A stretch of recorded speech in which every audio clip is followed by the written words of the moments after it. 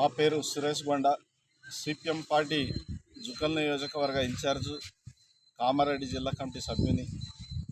ఈరోజు రాష్ట్ర ప్రభుత్వాన్ని ఈ జుకల్ నియోజకవర్గాన్ని డ్రాట్గా కరువుగా ప్రకటించాలని రాష్ట్ర ప్రభుత్వాన్ని మేము విజ్ఞప్తి చేస్తూ ఉన్నాం.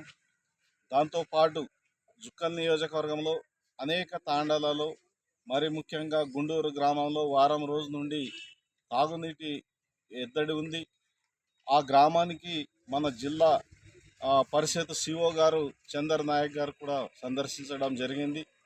జుక్కల్ నియోజకవర్గం అంటేనే నీళ్లు లేని బ్యాక్ ఏరియా కాబట్టి చాలా తాండాలు కానీ ఇవన్నీ ఇప్పటికీ నీళ్ళు లేక, మరి గ్రౌండ్ వాటర్ పడిపోయి బోర్లన్నీ ఎండిపోయి, బావులైతే అసలు లేవు, నీళ్ళు ఇబ్బందులకు ఎదురవుతున్నాయి. కాబట్టి జుక్కల్ నియోజకవర్గంలో అన్ని గ్రామాలు ఏ